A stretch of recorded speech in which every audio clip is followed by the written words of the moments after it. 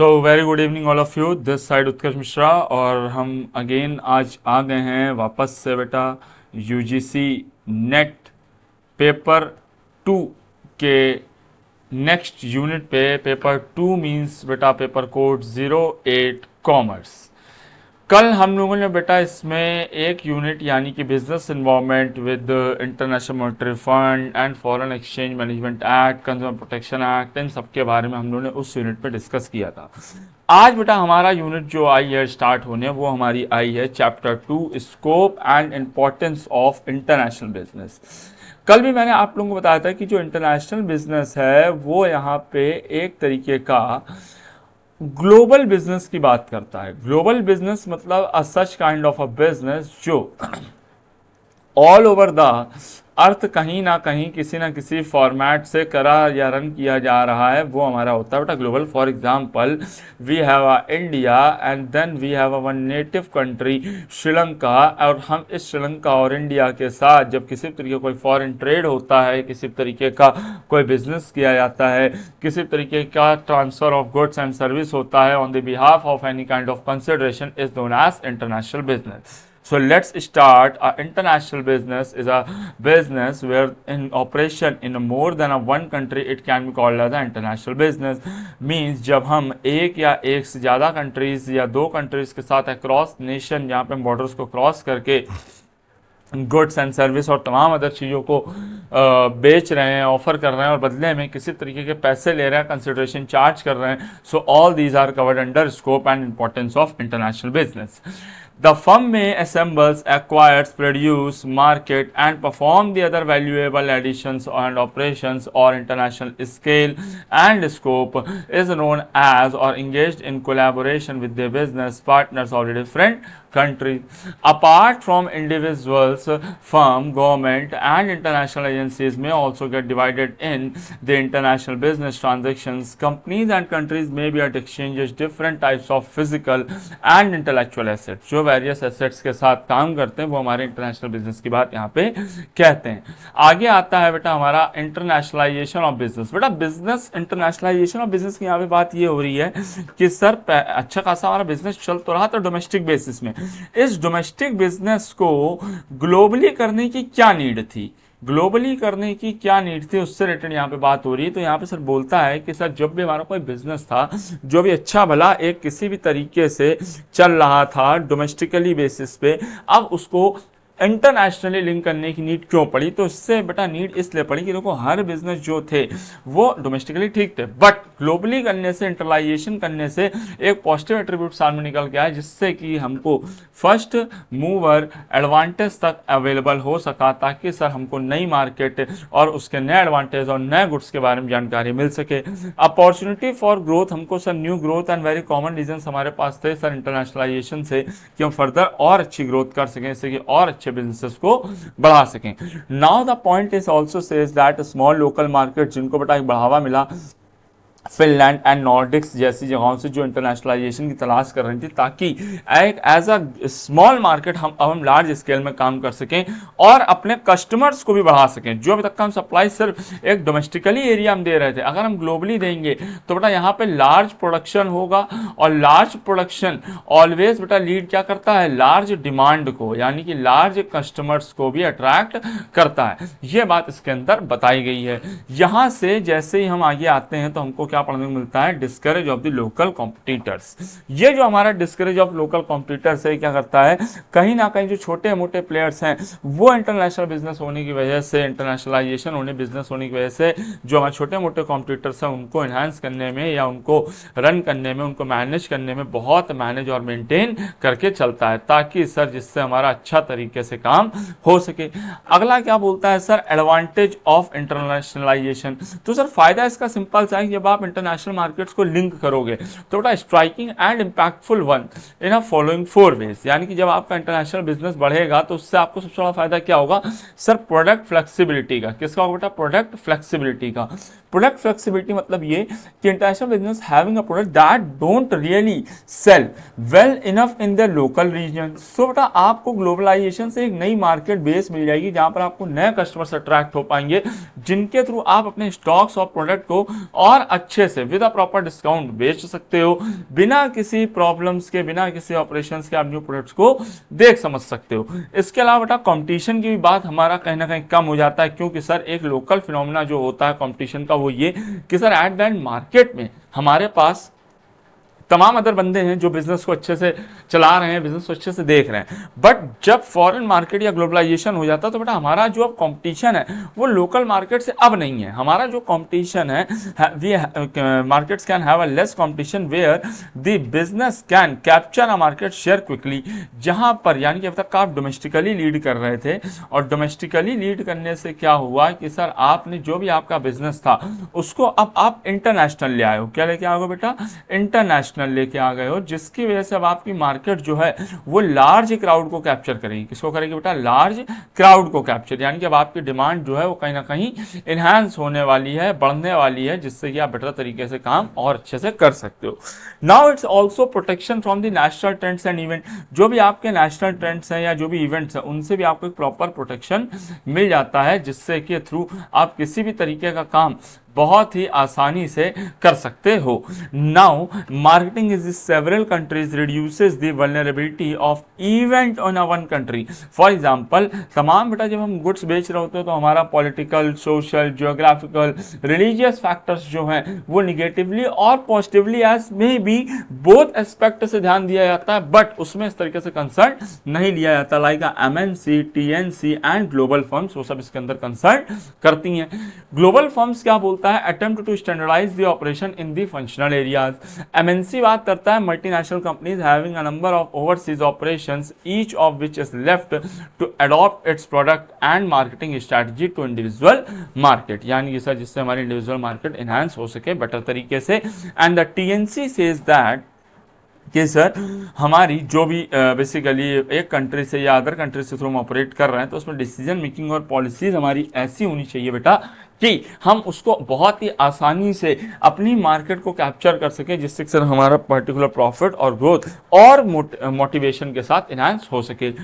UPPSALA model जो internationalisation का है वो क्या कहता है कि firm first choice to enter the nearby market with low market commitment. भाई हर फर्म एंटर होना चाहती है बिना ज़्यादा हैवी कंपटीशन के साथ नहीं, स्मॉल कंपटीशन के साथ एंटर होना चाहती है, जिससे कि वो मार्केट में एक अपनी खुद की पहले इमेज बना ले। आफ्टर दैट जब वो इमेज बना के सेटल कर ले अपनी मार्केट में, तब कहीं जा करके सर वो अपनी गुड्स को या सर्विस को तमाम अदर फैक्टर्स को बहुत ही ग्लोबलाइज तरीके से और बहुत ही मॉडर्न तरीके से उसको सोल्ड ऑफ कर सके, जिससे कि सर उसको बिजनेस में स्टेबल होने में किसी भी तरीके का कोई प्रॉब्लम ऐसा सच डिराइव ना हो। ऑन द अदर हैंड बोलता है क्विक एनवायरमेंटल स्कैनिंग टेक्निक। हमारे पास कुछ ऐसे सिर्फ 4 स्टेप्स हैं। Like first one is preparation phase, divergent planning, second is option identification phase and the last is scenario development phase. बेटा देखो प्रिपरेशन फेज मतलब क्या है? जब आप सारे रिसोर्सेज को कलेक्ट कर रहे हो। देखो बेटा जब तक का आप अगर कोई भी बिजनेस अगर आप करने जाओगे तो आपको पहले तो सारे रिसोर्सेज आपके पास अवेलेबल होने चाहिए। जब रिसोर्सेज अवेलेबल हो जाएंगे तब आप बेटा उनसे रिलेटेड ये प्रॉपर प्लानिंग आप बना पाओगे कि अब हमको किन प्राइसेस में या किन गुड्सों को किस क्वालिटी में किस तरीके से सोल्ड आउट करना है। देन हम उसको आइडेंटिफाई कर पाएंगे कि सर हमारा किसी भी किसी भी तरीके का जो गुड्स है उस पे प्रॉपर एक आइडेंटिफिकेशन होना चाहिए, जिससे कि सर गुड्स की पहचान और उसकी वैल्यू एनहांस हो सके। और इन्हीं सब सिनेरियोज को देखते हुए जो टर्म डिराइव होता है बेटा वो बोला जाता है सिनेरियो डेवलपमेंट फेस, यानी कि सच काइंड ऑफ फेस जो इनहांस होता है हमारे इन तमाम अदर वेरिएसेस फैक्टर से। और हम इन्हीं के थ्रू बेटा नए मेथड्स को भी निकाल सकते हैं, जिससे कि हम अपने बिजनेस को एक कंट्री से ज़्यादा दूसरी कंट्रीज में बहुत ही स्लाइटली वे में अच्छे से कर सकते हैं। Like export, piggybacking, complementary export etcetera and counter trade and e mode and business expansion. ठीक, अगला आता है क्या सर यहाँ पे कि सर जो हमारा ये बिजनेस है इसमें पिगीबैकिंग एंड कॉम्प्लीमेंट्री एक्सपोर्ट सबसे पहला पॉइंट जो डिराइव होता है बेटा वो ये डिराइव होता है कि सर पिगीबैकिंग कॉम्प्लीमेंट्री एक्सपोर्ट क्या है।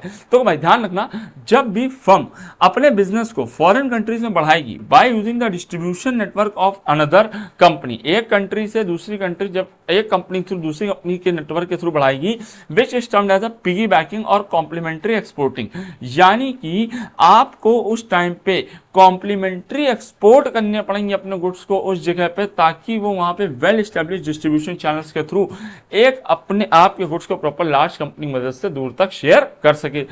Company that is not willing to commit its own resources for creating its own distribution channel often prefer to piggyback. Proper piggyback और तमाम अदर थिंग्स जो है उनको फुलफिल करने की बात हो रही है। Under the piggybacking arrangement the exporting firm is termed rider, whereas the other firm will be establishes and distribution channel in target country is termed as a tamer. यानी कि जो भी हमारी प्रॉपर टाइम होगा, जिस time के अंदर आपको प्रॉपर अपने जिस ड्यूरेशन के अंदर आपको अपने गुड्स को एक्सपोर्ट कॉम्प्लीमेंट्री एक्सपोर्ट कराना पड़ेगा, उस ड्यूरेशन को एज अ टैमर कंसिडर करा जा रहा है। And exporting firms video at the back of the carrier through the latter well established distribution channel and gets immediate access and markets with the little investment. Now the piggybacking is generally used for related but not a competitive market of unrelated companies which are complementary to distributed existing product lines. Proper product lines को distribute करने की बात यहाँ पे बताई जा रही है। अच्छा, एक चीज में सबसे इंपॉर्टेंट बेटा जो मेंशन होती है वो ये होती है, since under piggybacking arrangement marketing of product is controlled by an outside agency. क्योंकि बेटा आप तो ऑलरेडी देख ही रहे हो कि आपका एक डोमेस्टिक फर्म है, ठीक है। मान लो थोड़ी देर के लिए मैं बात करता हूँ, मेरी एक कंपनी है जिसका नाम है HLT। HLT की जो बेटा प्रोडक्ट्स हैं, अगर मुझे उसको अमेरिका में सेंड करना है, अमेरिका में अपनी मार्केट बनानी है, तो मुझे पहले यहाँ से अपने उन प्रोडक्ट्स को क्या करना पड़ेगा, कॉम्प्लीमेंट्री एक्सपोर्ट करना पड़ेगा। क्या करना पड़ेगा बेटा, कॉम्प्लीमेंट्री एक्सपोर्ट करना पड़ेगा, यानी कि पिगी बैक करना पड़ेगा, ठीक है, या पिग बैकिंग करनी पड़ेगी। अब जब हमने एक्सपोर्ट करा किसको, एन अमेरिकन कंपनी, हूँ बेटा एन अमेरिकन कंपनी। जब किसी हम अमेरिकन कंपनी को एक्सपोज या शेयर करते हैं या दिखाते हैं या बेचते हैं या उसको एक्सपोर्ट करते हैं, तो बेटा ये हमारे प्रोडक्ट को एज अ आउटसाइड एजेंसी के तौर पे कंट्रोल करेगी। यानी कि this is not a exact company but yes this is an outside agency जिसकी हम यहाँ बात कर रहे हैं, जो हमारे बिहाफ पे थोड़ा सा कंट्रोल लेकर के सारे marketing commitment and distribution maintain करेगी। Now the international business expansion mode 2 is the counter trade. ठीक, counter trade is a generic term that refers to a various forms of trade agreement wherein the payment in form of reciprocal commitments of the other goods। भैया एक हाथ सामान दे दूसरे हाथ पैसा ले, ये बात काउंटर ट्रेड में बोली गई। बट जो काउंटर ट्रेड है, beside the trade financing, price setting are tied are together the single transaction. A modern forms of counter trades are sophisticated form of the ancient practices on simple barter of goods and services to accommodate the present day to day business needs। जो proper business needs होती हैं उनके accordingly जैसे हमारी requirement होती है वैसे हम काम कर सकते हैं। About 15 countries were believed to be involved in the counter trade 1972, which increased in 27 countries in 1979, beginning of 1990, and 100 countries are counter trade. Estimated 20 to 30% of the world trade intake in a form of counter trade, which is likely to increase in a future। यानी कि ये जो 20-30 बेटा ये in future 50-60% तक enhance हो सकता है। अच्छा, काउंटर टेक अक्सर कहां पर लगता है और क्यों लगता है? थोड़ा first of all scarcity, first of all बेटा लगता है scarcity of hard currency with importing country. दूसरा restrictive importing country foreign exchange regulations के लिए। बैलेंस ऑफ ट्रेड में जो डेफिशिएंसी होती है, प्रॉब्लम्स होती है उनके लिए। Trade opportunity with the restrictive markets के लिए। Both exporters and importers find counter trade a useful tool in an international business transaction। Exporter favor it's because a counter trade यानी कि provides an opportunity to access the market, do not have a capability to pay a hard currency, facilitate the higher capacity utilization, helps in finding alternate market in their goods and establish करता long term relationship with the international buyer। Now the importers favor counter trade। अब क्यों importers इसको favor करते हैं counter trade को? तो बेटा just because of finance for their purchase. अगर बेटा किसी को फंड मिलता रहेगा प्रॉपर तरीके से, कंसर्न होता रहेगा, तो विदाउट काइंड ऑफ प्रॉब्लम इसमें अराइव हो सकता है, बिना किसी तरीके की प्रॉब्लम यहाँ पे कंसीडर किया जा सकता है। And the facility is also known as conservation of foreign exchange. बेटा एक बात समझिए, दोनों पॉइंट में साफ साफ बात आ रही है फाइनेंस की। अब बेटा अगर कोई भी फाइनेंस फॉरेन करेंसी का है, यानी कि बेटा हम जहाँ एक्सपोर्ट करेंगे तो आप भी जानते हैं अगर हम कोई भी गुड्स एक्सपोर्ट करेंगे तो हमारे पास वहाँ की फॉरेन करेंसी आएगी, अगर हम इंपोर्ट करेंगे तो हमारी डोमेस्टिक करेंसी वहाँ पे जाएगी। ठीक, इंपोर्ट मतलब बाहर से मंगाना, एक्सपोर्ट मतलब यहाँ से भेजना। तो इससे कुल मिलाकर के जो कंजर्वेशन होगा फॉरेन एक्सचेंज का वो एनहांस हो सकता है। Scope with the statutory requirement जो होंगी, जो हमारे लीगल कंप्लायंसेस होंगे उनको फुलफिल करने की बात यहाँ पे बताई गई है। It's helps to reduce the debt liability and it serve as an effective instrument for industrial growth in the countries with the foreign exchange constant. It helps them to establish a long term relationship with supplier, जो proper suppliers की बात होती है वो सब इसके अंदर consider किया जाता है। Now the point is a barter. As all you know in your 11th 12th and even in your graduation और in your PGs, as you all know that कि सर बार्टर सिस्टम और barter simple जो है ये सब derive क्या हुआ है sir, a kind of a commodity to commodity economy और C2C economy where the goods can only be exchange for the goods when there is no money. At that time the barter system runs and barter is the most ancient and the simplest form of counter trade. यहाँ पर लोग directly goods को बिना money के use करे बेचते हैं और एक्सचेंज करते हैं एज अ म्यूचुअल वैल्यू। अगला पॉइंट आता क्या है, इससे पहले जानू कि this barter system has been practice all centuries right since the ancient civilization in Indus Valley, Mesopotamia, Greek, Rome, wherein spice, grains, metals, olive oils, wines and cosmetic products etc. Since it is not always possible to find a perfect match, इस point को बेटा lack of double coincidence of bond बोलते हैं। क्या बोलते हैं बेटा? Lack of double coincidence of bond.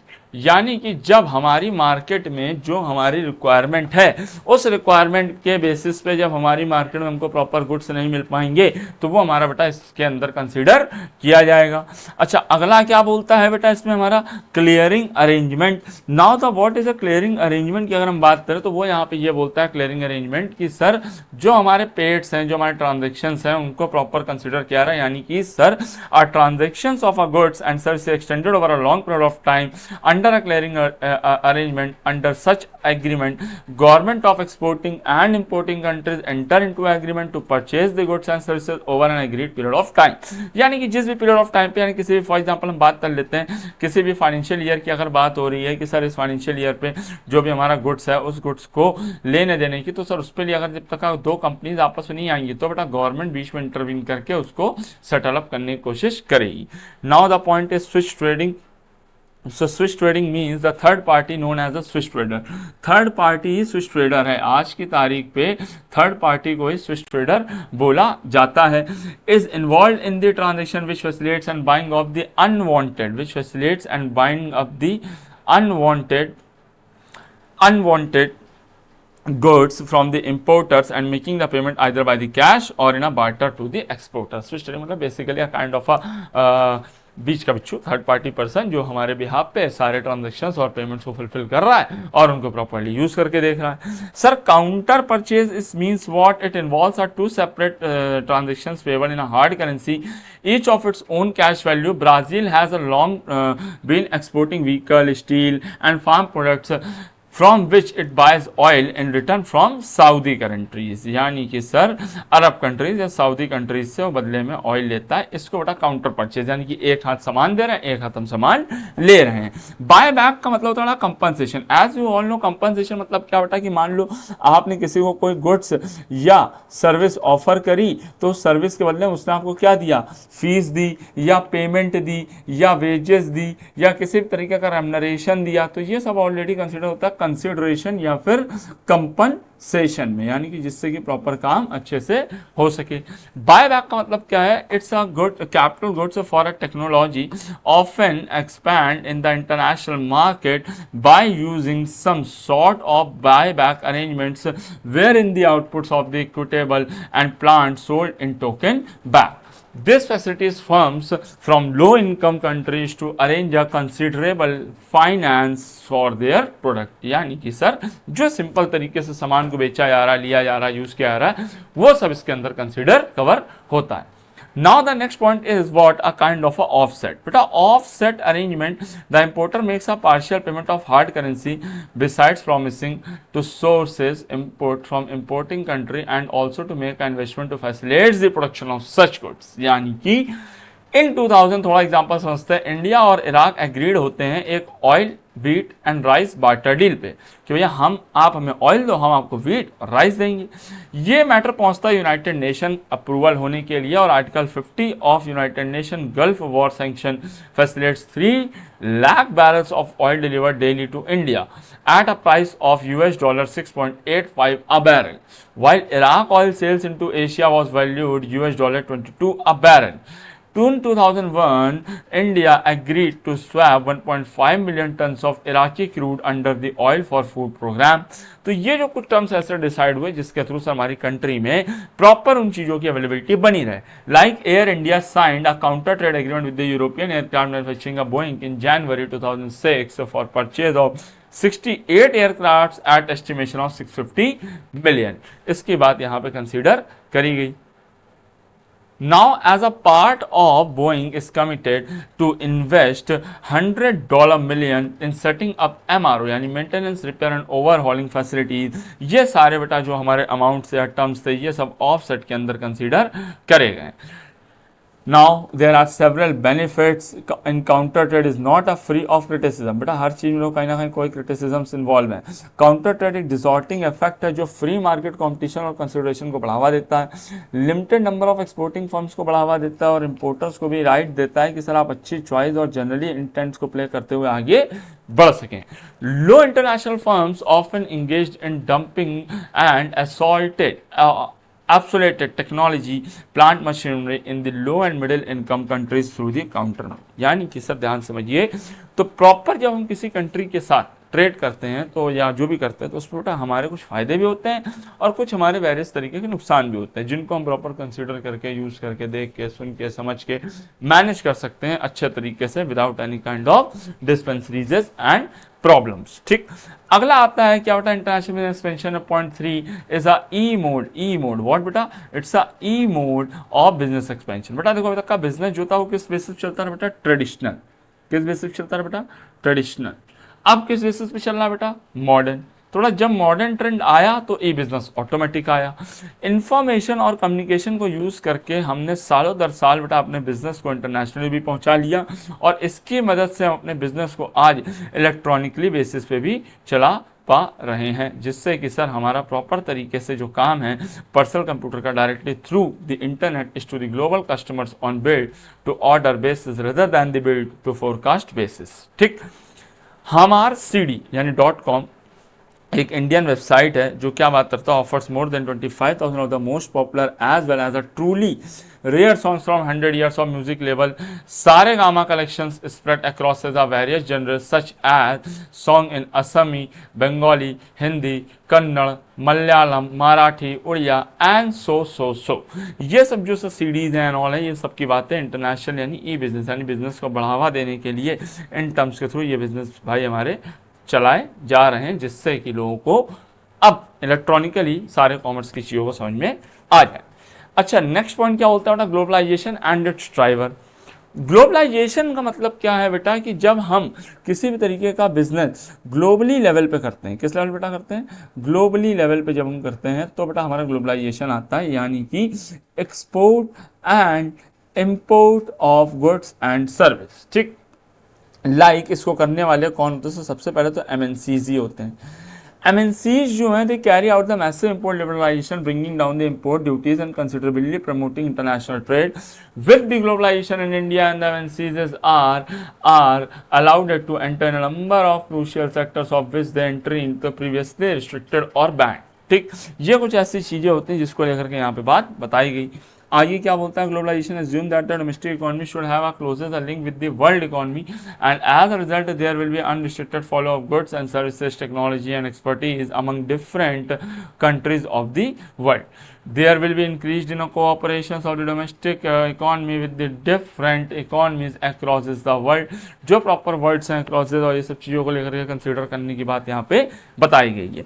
अच्छा, capital technology will flow from developed countries to the developing nation like China and India.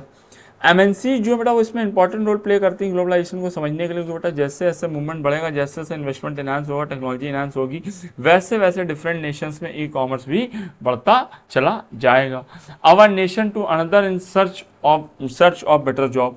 हमारा नेशन जो है बेटा आज भी अच्छी नौकरियां, अच्छी पढ़ाई, टूरिज्म, मेडिकल और इन सबको अपॉर्चुनिटीज फाइंड करने में लगा है, जिसका मेन एम क्या है भाई, ग्लोबलाइजेशन, ताकि हम ग्लोबल विलेज भी बना सके और इसको हम अपनी कंट्री को एज अ ग्लोबल टूरिज्म में यूज़ कर सकें, ताकि जिसके लिए सरकार ने टैरिफ्स को भी रिड्यूस किया, नॉन टैरिफ बैरियर्स को भी कम कर रखा है, फ्री फ्लो ऑफ कैपिटल को बढ़ावा दे रही है, फ्लो ऑफ टेक्नोलॉजी को बढ़ावा दे रही है, free movement of labour among the different nation का भी काम कर रही है।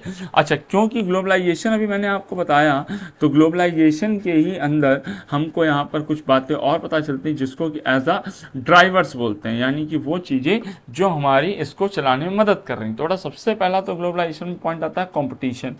बड़ा विदाउट कॉम्पिटिशन कोई भी आदमी मार्केट में मूव नहीं कर सकता है। ये वही बात हो गई, विदाउट कॉम्पिटिशन मार्केट में मूव करना like a person smiling in a dark room.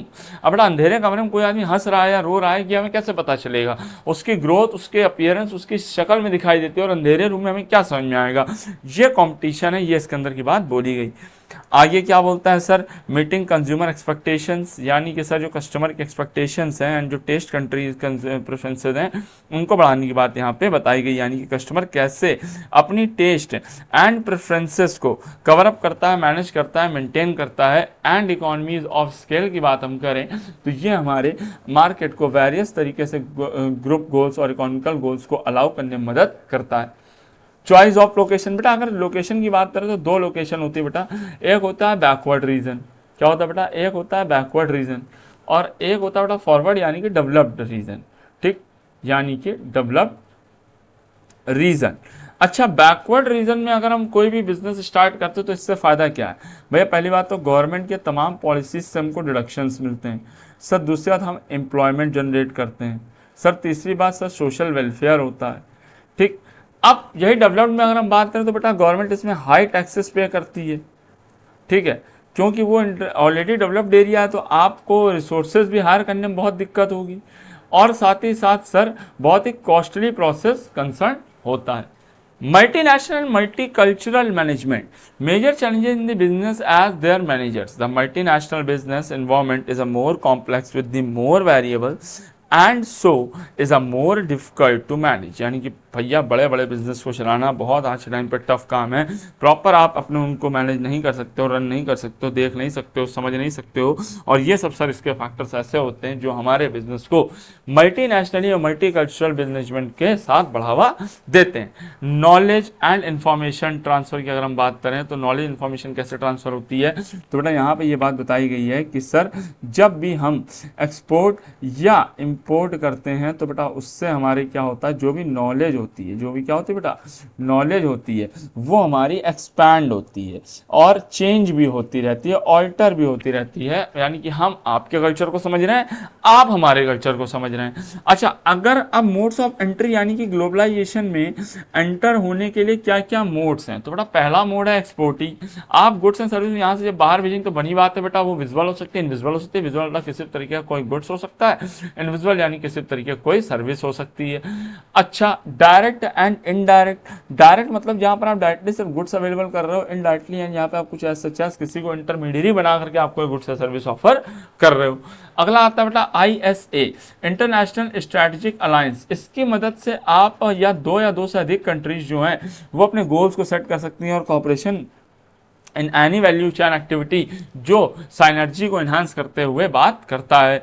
It is of two types of international joint venture and international cooperative alliances. यानी कि इंटरनेशनल जॉइंट वेंचर्स वो जॉइंट वेंचर्स होते हैं like Tata and Scorpio airlines ने joint venture करके India में और Singapore में, दोनों में इन सब चीज़ों को सर्विस देने की बात बताई है और कही गई है। इंटरनेशनल कोऑपरेटिव अलायंसेस की हम बात करें तो बेटा इस अलायंसेस में मेनली दो या दो से अधिक फर्म आपस में मिल करके एक वैल्यू चेन एक्टिविटी क्रिएट करती हैं, like Renault of France, Ford in USA jointly produces the sale utility vans in Europe. आपस में मिलकर, जैसे कि थोड़ी देर के लिए इसको ऐसे समझो, अपनी कंट्री के अंदर सुजुकी जो है वो बेटा कुछ दो गाड़ियां बना रही, लाइक एक बेटा बलेनो है और दूसरी बेटा ग्लैंजा है। ग्लैंजा और बलेनो का मेन सेम ही मॉडल है, बट ग्लैंजा जो है बेटा वो टोयोटा के नाम से बेची जा रही है, लेकिन उसको प्रोड्यूस कौन कर रहा है बेटा, हमारी सुजुकी। ठीक। कॉन्ट्रैक्चुअल मोड्स बेटा हम लोग कभी कभार लाइसेंस बेसिस पे काम करते हैं कि भैया मैंने किसी को अपना लाइसेंस दिया हुआ है, उस बेसिस बेटा एक कंट्री से दूसरी कंट्री पे हम रॉयल्टी पेमेंट के बेसिस पे इनकम गेन कर रहे हैं। व्हेन टू चूज, कब चूज करना चाहिए सर, ट्रेड बैरियर्स हैं जो हमारे ज्योग्राफिकल डिस्टेंसेज हैं उनको फुलफिल करना, adequate financial technical and managerial resources को एनहांस करना, प्रॉपर फ्रेंचाइजीज के साथ काम करना और अदर कंट्रीज के साथ रनिंग करना। व्हेन टू चूज की बात करें, output needs to provided to the customer so a high degree of control over a product and service required, example KFC, McD, Domino's etcetera. Management contract, यानी कि sir जब हमने आपसे किसी भी तरीके का कोई मैनेजमेंट इन्हांस करके रखा है कि सर आपसे रिलेटेड जो भी काम है वो इस टाइम पे आपको कंप्लीट करने पड़ेंगे, रन करने पड़ेंगे, मैनेज करने पड़ेंगे, मेंटेन करने पड़ेंगे, all are considering under management contract. और ये मैनेजमेंट कॉन्ट्रैक्ट के बाद आता है बेटा turnkey project. It's a product where entire plant in a foreign country make it's a fully operational, it's formally take place where the initial construction part of plant is more complex than the operational part of plant. Now international investment बेटा जो होती है वो दो तरीकों से आती है, one is a FDI and the second is a FPI। FDI stands for बेटा फॉरेन डायरेक्ट इन्वेस्टमेंट, व्हाट बेटा foreign direct investment, and FPI is a foreign portfolio investment.